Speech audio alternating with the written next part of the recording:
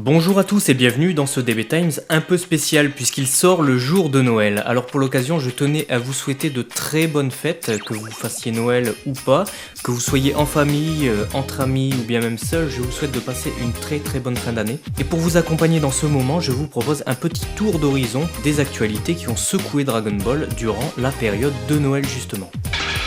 Tout commença en 1984, en décembre pour être précis, avec le début de la publication de Dragon Ball dans les pages du magazine de prépublication Weekly Shonen Jump. Imprimé et distribué le 20 novembre, le premier chapitre sortit le 3 décembre 1984 au Japon. Le soir du 31 décembre, on en était déjà au 4e chapitre puisque le Weekly Shonen Jump sort au rythme d'un magazine par semaine. L'année suivante, en 1985, le 30 décembre correspond avec la parution du chapitre 54, soit le dernier chapitre consacré au 21e Tenkaichi Budokai. La série animée n'était pas encore diffusée mais elle allait débuter en février de l'année suivante. Le 24 décembre 1986, ce fut justement l'épisode 44 de Dragon Ball qui fut diffusé sur la chaîne japonaise Fuji TV. Dans cet épisode, Goku retrouve Bulma à la capitale de l'Ouest. La diffusion de cet épisode fut suivie par la sortie du chapitre 104, le 29 décembre, qui prend place en plein combat entre Goku et Akuman au WC des démons. Le 23 décembre 1987, c'était au tour de l'épisode 93 d'approcher les fêtes de fin d'année, tandis que le manga était toujours un peu plus loin dans l'histoire avec le chapitre 154, sorti le 28 décembre. Goku allait arriver face à Piccolo Daimao dans le manga, tandis que l'anime en était toujours au 22e Tenkaichi Budokai.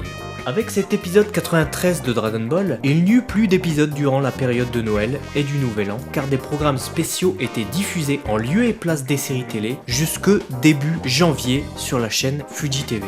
Il faut savoir que, comme chez nous, il est coutume que la grille des programmes soit quelque peu chamboulée au Japon durant la période des fêtes. Ainsi, c'est souvent le cas en toute fin d'année et en début d'année, puisque les épisodes de nos animés favoris ne sortent pas parfois pendant 2 ou 3 semaines.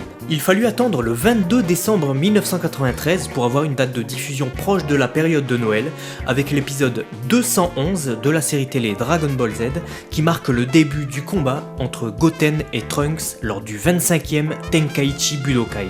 Entre-temps, le chapitre 304 de Dragon Ball est quand même sorti un 24 décembre 1990 au Japon, le seul à être sorti le jour du réveillon. C'est le chapitre d'ailleurs qui marque l'ultime transformation de Frieza. Avec les trêves dont je vous ai parlé concernant les périodes des fêtes, il faut savoir que la série télé Dragon Ball GT a même carrément été privée d'épisodes pendant un mois, du 11 décembre 1996 au 8 janvier 1997. Ensuite, la série s'étant terminée en novembre 1997, elle n'eut pas d'épisode de diffusé en décembre de cette année-là. 12 ans après, en 2009, la série télé Dragon Ball Kai fut diffusée sur la chaîne Fuji TV et l'épisode 38 sortit un 27 décembre, soit pendant le week-end qui suivit Noël, et même chose en 2010 encore avec l'épisode 87 qui fut diffusé un 26 décembre, soit le lendemain de Noël. Évidemment, il y avait encore une semaine sans épisode à cette période, mais on était loin du mois record acquis avec Dragon Ball GT. En 2014, Dragon Ball Kai revient avec l'arc Majin Buu, et c'est l'épisode 136 qui fut cette fois-ci diffusé en cette période de fête, le 28 décembre pour être précis, et il correspond à l'arrivée de Majin Buu au palais de Dieu. Et nous sommes maintenant en 2015, et nous suivons désormais la série télé Dragon Ball Super, dont l'épisode 25 sera diffusé ce week-end, le 27 décembre à 9h sur la chaîne Fuji TV. Avec cet épisode, on approchera du climax de la résurrection de F et Goku Super Saiyan God Super Saiyan affronte Golden Frieza.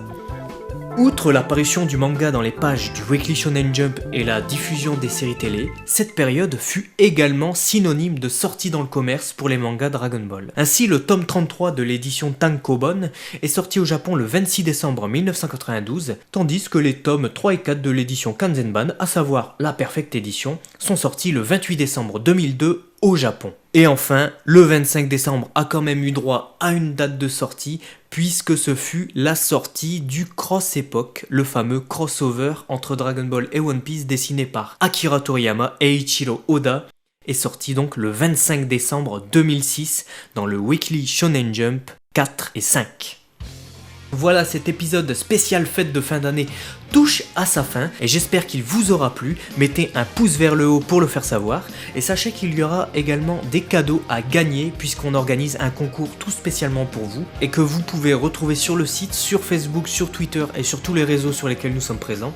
Je vous encourage grandement à nous suivre et à suivre justement cette actualité pour être tenu au courant de plus amples informations à propos de ce concours qui va débuter sous peu. Voilà, je vous parlerai aussi prochainement des nouveautés à venir au sein de la chaîne et également de ce que je compte faire si jamais on pète la barre des 1000 abonnés. Car il faut dire que ça monte plutôt bien et on en est très content, donc surtout continuez de partager ces vidéos, on pourra alors vous proposer des trucs toujours plus sympas. Merci encore et je vous souhaite de très bonnes fêtes de fin d'année, à la prochaine pour un prochain DB Times.